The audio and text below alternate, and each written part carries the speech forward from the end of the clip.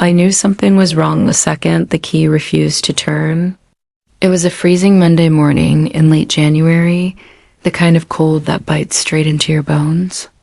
I had just come back from St. Joseph's Hospital, still in the same jeans I'd worn for 2 days, still dragging the overnight bag I had packed when Ethan collapsed.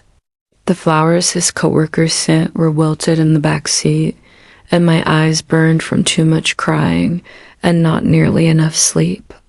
Only 12 hours earlier, I had watched my husband die. I wasn't ready to face the silence of our home, but I wasn't ready for what I saw instead. The key jammed again and again, like the lock itself was rejecting me. That's when I noticed it. My white linen curtains were gone, replaced with heavy velvet ones I had never seen before. My stomach dropped. I pressed closer to the glass, and what I saw made my blood run cold. Boxes stacked high, a pink velvet pillow on my reading chair, a floral teacup on the coffee table, and sitting there, my mother-in-law, Diana, sipping from the wedding china Ethan and I had saved years for.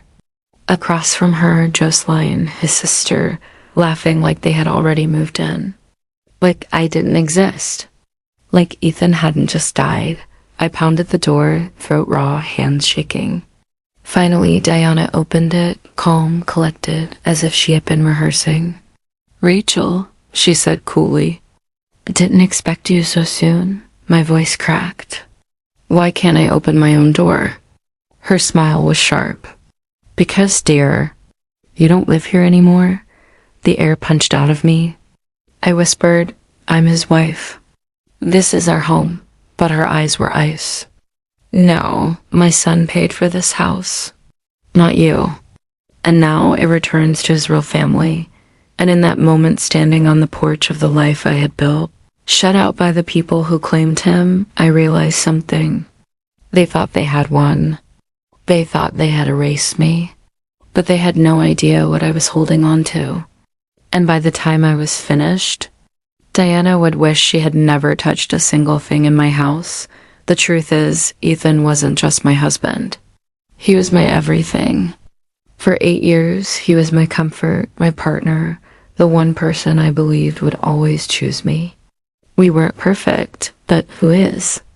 We laughed together, fought sometimes, made up, planned for kids, argued about vacations. Shared little rituals like Friday night pasta and Sundays spent lazily in bed. Our friends said we were the kind of couple people envied. His coworkers called me the lucky one. Even my own parents told me I had found someone steady, someone safe. And I believed it, but safety can be an illusion. Sometimes the walls you think protect you are just shadows. Ethan's family had always been complicated. Diana, his mother, was the type of woman who wore pearls to breakfast and smiled like every compliment was really a weapon. She never liked me. Not once. She would say it in little ways. "Oh, Rachel, are you sure you can handle a man like my Ethan?" Or, "You're very simple. Ethan needs someone who can keep up." She wanted control always. Control over her son, control over his choices, control over his life. And I was the wall she couldn't climb. Or at least that's what I thought. Jocelyn, his sister, wasn't much better. She was charming in public, generous with hugs and compliments. But the moment we were alone, the mask slipped. Her words carried poison wrapped in sweetness. "Rachel, you're sweet, but you know Ethan deserves more, right?" Or, "Don't take this the wrong way, but if he ever left you, I wouldn't be surprised. Ethan always told me to ignore them. That's just how they are," he'd say, brushing my hair behind my ear. "You're my family now. You're my future." And I believed him. Because when someone you love looks at you with soft eyes and promises you forever, you want to believe. Even on his last day, in that hospital bed, he held my hand with trembling fingers and whispered, "I love you, Rachel. Don't let them take that from you." I didn't know what he meant. Not then. But now, standing outside our home, Facing Diana's cold smile and Joseline's quiet smirk, I finally understood. He knew. He always knew. The next few hours were a blur of humiliation. They wouldn't let me in. They shut the door in my face. I sat in my car, shaking, tears burning hot trails down my cheeks, staring at the life I had lived inside those walls. Every corner of that house held a memory. The kitchen where Ethan and I burned pancakes on Sunday mornings. The living room where we watched storms roll in, counting the seconds between thunder and lightning. The bedroom where he told me his dreams, his fears, his love. And now, it was gone, rewritten, as if I had never existed. The thing about betrayal is, it doesn't always come from lovers. Sometimes it comes from the people they leave behind. And sometimes that betrayal cuts even deeper. I drove aimlessly that night, the city lights blurring into streaks of gold and red. My phone buzzed with condolences, messages from friends, voicemails from my parents. But I couldn't answer. How could I tell them? How could I explain that I hadn't just lost Ethan, I had lost my home, my safety, my place in the world? But grief is a strange teacher. In its darkest moments, it gives you clarity. And as I sat in that empty parking lot at 2 a.m., watching frost gather on the windshield, I made a decision. I wasn't going to beg. I wasn't going to plead with Diana or Joseline. I wasn't going to let them write me out of the story Ethan and I had built together. No. I was going to fight. And I wasn't going to fight with anger or screaming. I was going to fight with patience. With truth. With strategy. Because revenge doesn't always start with rage. Sometimes it starts with silence. I used to believe love was a shelter. A place you could crawl into when the world outside was too cold, too sharp, too unkind. But slowly, almost without me noticing, the walls of that shelter began to crack. It started small. Missed calls. Late replies. Excuses that didn't quite line up but sounded believable enough to swallow. Work's been crazy, he'd say. Or, I lost track of time. At first, I told myself not to overthink. Everyone gets busy. Everyone forgets. But then there were the silences. Long, uncomfortable silences that used to be filled with laughter, with inside jokes, with the kind of easy chatter only two people in love can share. Now, I'd sit across from him at dinner, watching him scroll through his phone, his eyes dimly lit by the screen's glow. I'd ask about his day, and he'd answer in one word. Fine, busy, tired. And just like that, the man who once told me everything from what he had for breakfast to the dreams he had at night became a stranger. I was still expected to love. At first, I blamed myself. Maybe I wasn't trying hard enough. Maybe I wasn't pretty enough, exciting enough, supportive enough. I started dressing up more, cooking his favorite meals, laughing at jokes that weren't funny. I was trying to keep something alive that had already started dying, but no matter what I did, I couldn't stop the distance from growing. It was in the way he pulled away when I reached for his hand. It was in the way his eyes darted when I asked where he'd been. It was in the way my gut twisted, whispering truths my heart wasn't ready to accept. I'd catch him smiling at his phone, a soft secret smile I hadn't seen in months. Once, I walked into the room and he turned the screen face down so quickly it almost fell off the table. My chest tightened, but I forced a laugh, forced a smile, forced myself not to ask the question burning on my tongue, because what if the answer destroyed me? Nights grew longer. I'd lie awake, staring at the ceiling, the quiet hum of the city outside my window. Daniel would be beside me, breathing slow and steady, like nothing was wrong. And yet I could feel it, an ocean between us, invisible but real. He stopped saying, "I love you," first.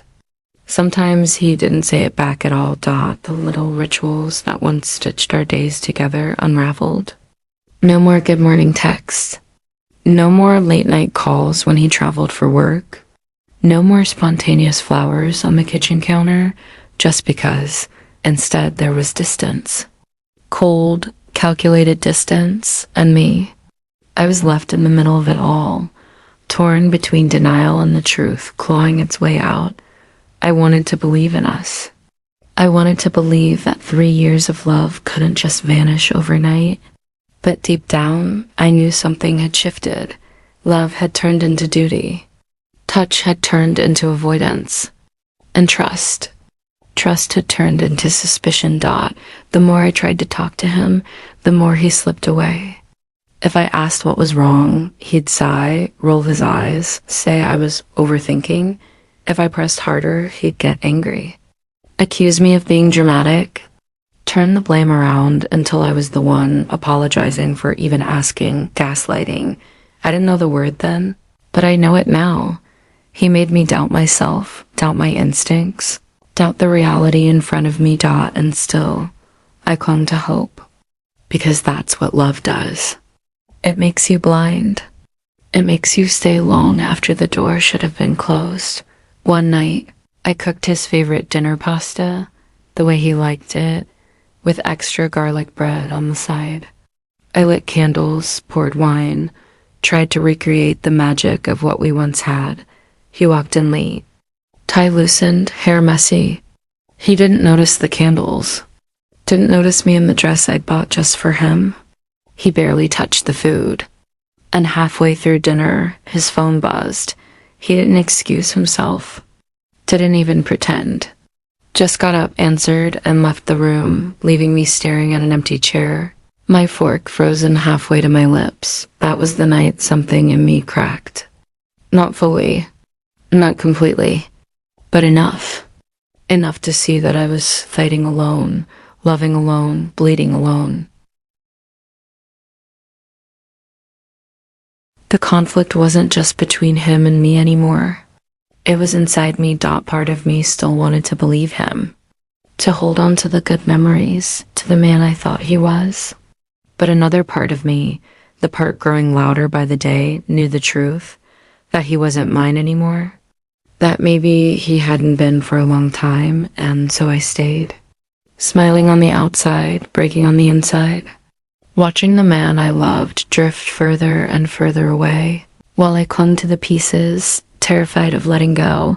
But deep down, I knew something was coming. The silence, the lies, the distance, it was all building toward something I couldn't yet see, but could already feel in my bones. And when it finally came, when the truth finally revealed itself, it wouldn't just shatter the illusion of love. It would shatter me.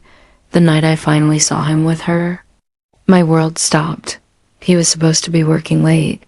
That's what he told me before he kissed my forehead, before he walked out the door with his tie perfectly knotted and his cologne still lingering in the room. But something in my gut wouldn't let it go.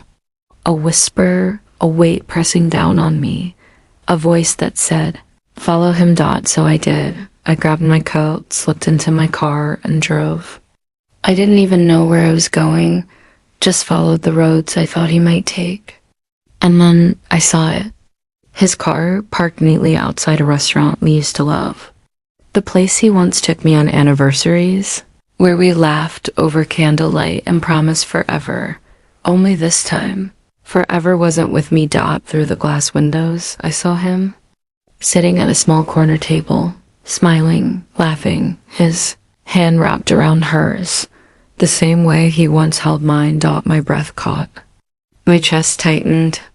The world outside kept moving, cars passing, people walking, but for me, time froze.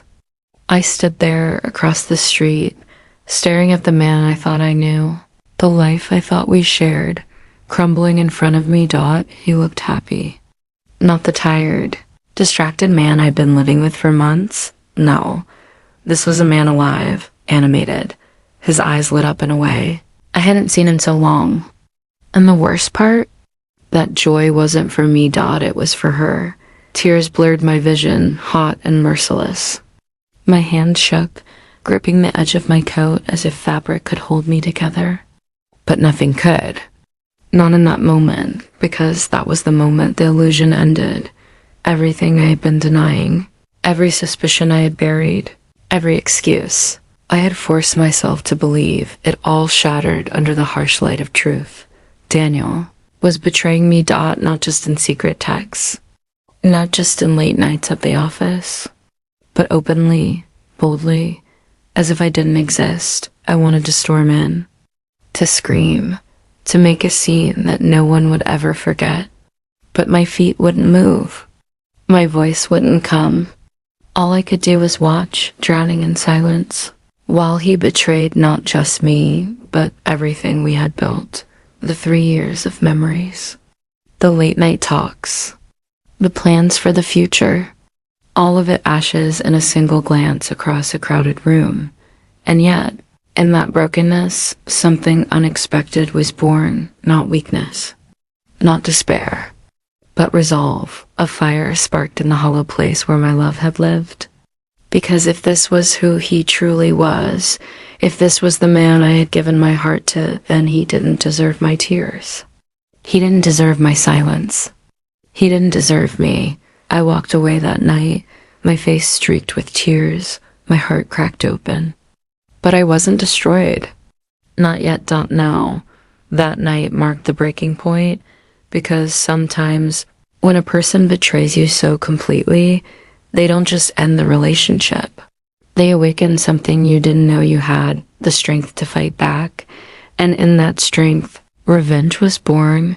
Revenge doesn't begin with rage. It begins with silence. That night, after I saw Daniel with her, I came home and sat in the dark. The house felt different, like the walls themselves knew the truth. The picture frames on the shelves seemed to mock me, smiles, hugs, moments that now felt like lies trapped in glass. But instead of screaming, instead of breaking everything in sight, I just sat there, breathing, thinking, letting the hurt wash over me until it no longer drowned me, until it hardened into something else. Clarity. If Daniel thought he had broken me, he was wrong. What he didn't know was that betrayal can be fuel. And I wasn't going to waste mine on tears. The next morning, I smiled at him. Yes, I smiled. He walked through the door, kissed my cheek, and told me he had a late meeting again tonight, and I just nodded, kissed him back, and wished him good luck.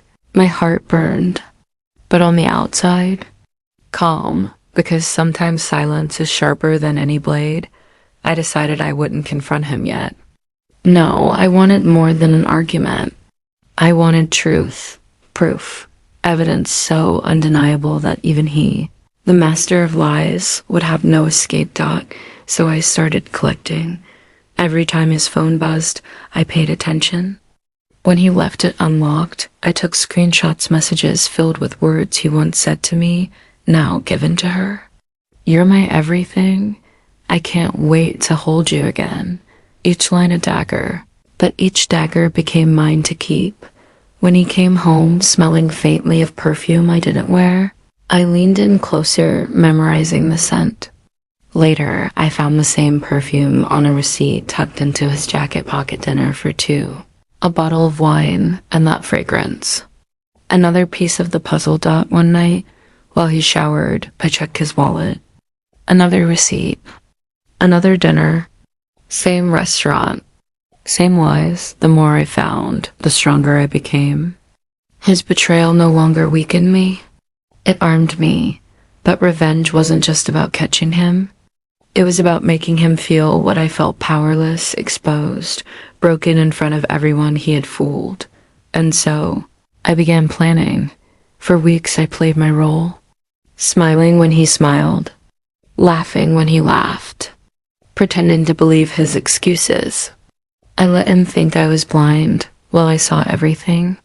I let him believe I was naive while I gathered truth like treasure. Every night he left, I wrote. Dates, times, places. I saved screenshots, printed photos, even recorded a few of his calls when he forgot to turn off speakerphone. Slowly, carefully, I built a case against him, not for court, but for the stage I was preparing, because betrayal deserves an audience. And then, one night, the perfect idea struck me. His birthday. A night he would be surrounded by friends, family, Coworkers, every person who thought he was the charming, loyal man he pretended to be. What better stage than the one he built for himself? What better spotlight than the one shining on him? I could already see it in my mind. Him standing there, smiling, expecting love and praise. And me, stepping forward, calm, collected, holding the truth like a gift. It wouldn't just be revenge. It would be justice, but I knew I had to be patient. Rushing would only ruin everything. So I waited, each day pretending life was normal, while inside I counted down to the moment that would change everything. Sometimes he would look at me with those same soft eyes and say, "I don't know what I'd do without you." And I'd smile, holding back a bitter laugh, because I already knew exactly what I'd do without him. Other times, he'd kiss my forehead before walking out the door, whispering, "You're the only one." And in my mind, I'd whisper back, "Not for long. Revenge isn't about anger. It's about control." And for the first time in a long time, I felt in control. Every lie he told me became fuel. Every secret he thought was hidden became another weapon in my hands. And as the days passed, I didn't feel weak anymore. I didn't feel broken. I felt powerful because I knew the storm was coming, and when it did, Daniel wouldn't even see it until it was too late. It was his birthday. The night he had been waiting for. Friends gathered. Family arrived. His coworkers, the people who always spoke so highly of him, all filling the room with laughter and chatter. Balloons floated, glasses clinked, and the smell of cake and wine hung in the air. Daniel looked radiant that night. The perfect host, the charming man everyone adored. He stood in the center of it all, smiling, shaking hands, hugging relatives. To everyone else, he was the picture of perfection. But I knew the truth, and that night, the truth was finally going to speak. As the evening carried on, people began making toasts. A coworker raised a glass and praised Daniel's hard work. His sister laughed as she told a childhood story. Everyone clapped, everyone cheered, and then it was my turn. I walked slowly to the front of the room, holding a glass in my hand. My steps were steady, but inside, my heart was pounding. The sound of it echoed in my ears like a drum. Daniel turned toward me, his smile warm, his eyes filled with trust. He expected me to say something sweet, something supportive, something that fit the role I had played for 3 years. But that night, I wasn't playing anymore. I looked at him. Really looked. The man I once loved, the man I had trusted with everything. And then I spoke. "Daniel," I began, my voice calm but carrying through the room. 3 years together. 3 years of memories. 3 years of love. Or at least, that's what I thought. The room grew still. The laughter faded. Chairs creaked as people turned to look at me. Daniel's smile faltered, confusion flickering across his face. I took a breath. "Tonight, I don't have a gift for you. I have something better. I have the truth." From my bag, I pulled out a folder. My hands didn't shake. My voice didn't break. One by one, I laid the evidence bare. Screenshots of his messages. Photos of him with her. Receipts from dinners he never shared with me. Gasps filled the room. A cousin whispered. An aunt covered her mouth. His mother's eyes widened with disbelief. Daniel's face drained of color. His jaw tightened. His hands twitched at his sides, as if reaching for words that wouldn't come. I kept going, calm, unstoppable. For months, Daniel told me he was working late.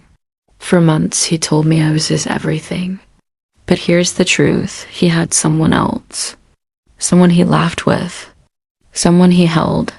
Someone he promised the same lies he once promised me. The silence was deafening. All eyes were on him. The mask he wore so easily had been ripped away, and there was no hiding now. Daniel tried to speak. His lips parted, but no sound came. He stammered once, twice, before falling into silence.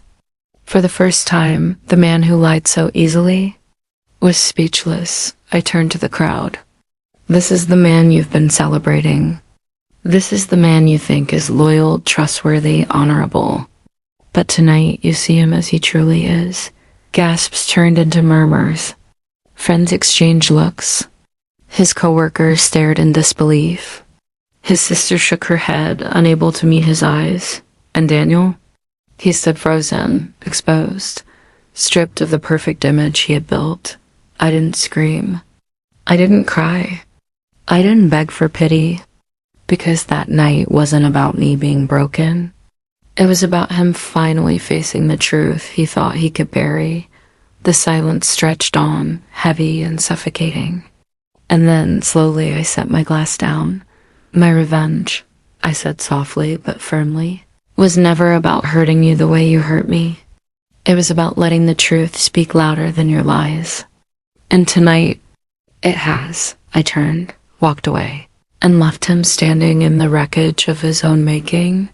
Behind me, I heard the whispers grow louder, the questions pouring in, the shame wrapping around him like a storm. He had no answers, no excuses strong enough to cover the truth. And in that moment, as the door closed behind me, I felt something I hadn't felt in months. Freedom. Because that night, my revenge wasn't rage or destruction. It was silence breaking into truth. And it left Daniel exactly where he deserved to be, powerless, exposed, and utterly speechless. The days after felt heavy, like walking through fog. When I woke up the morning after his birthday, the silence in the house was deafening. No more pretending.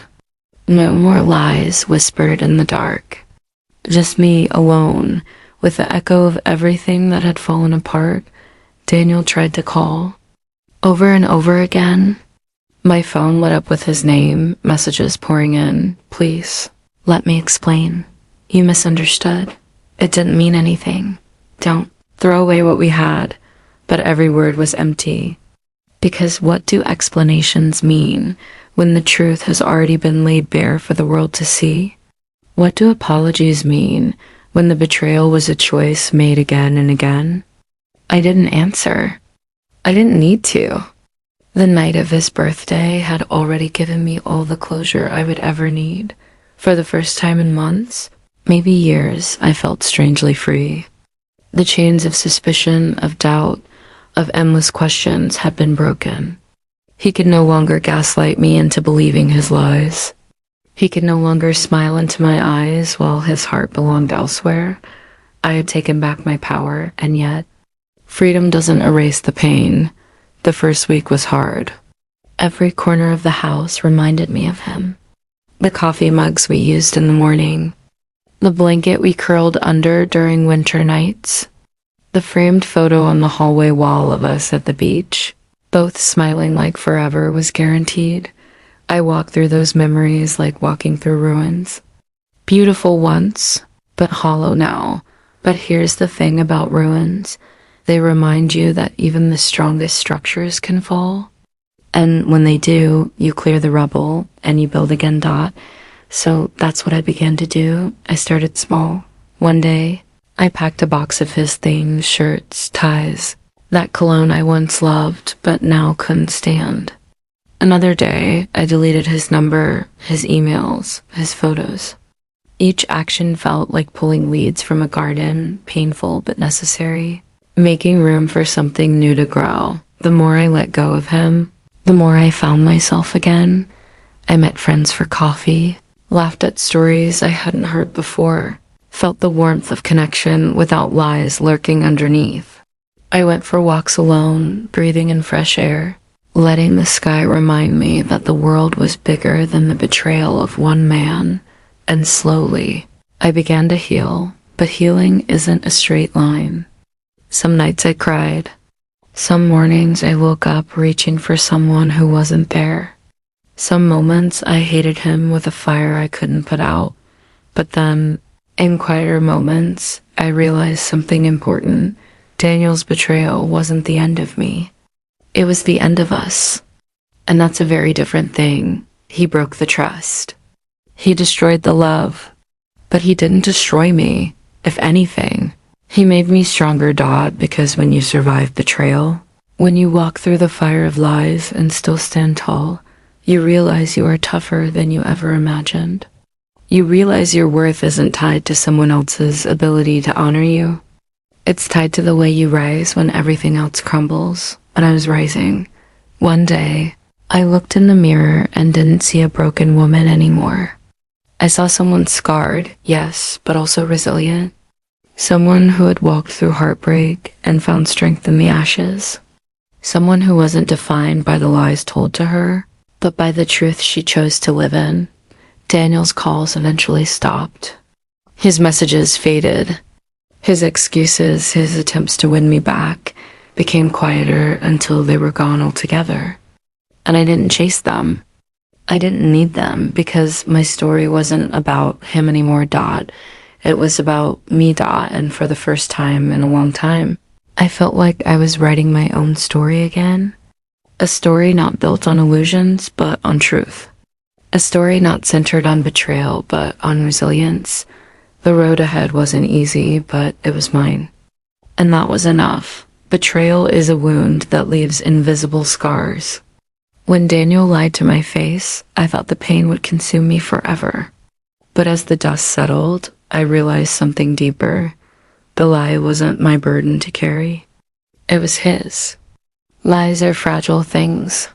They may glitter in the dark for a while, but they always shatter in the light of truth.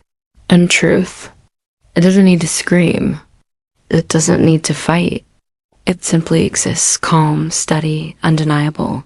For the longest time, I believed revenge meant fire-burning anger, harsh words, and destroying what destroyed you. But I learned that true revenge can be quiet. Sometimes it's just refusing to bend under the weight of someone else's deception. Sometimes it's walking away with dignity while the truth does the heavy lifting. Daniel's lie collapsed under its own weight. He tried to cover it, twist it, bury it, but the truth kept rising like air bubbles in water. And when it finally surfaced, it spoke louder than I ever could.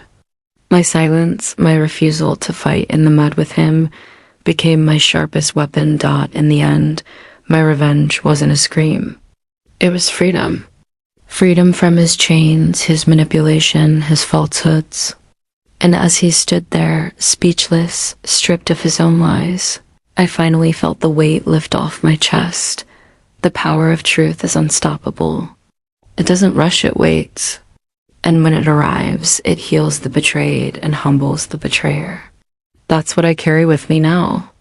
Not anger, not bitterness, but a quiet strength that says no lie can outlive the truth, because the truth always wins, always.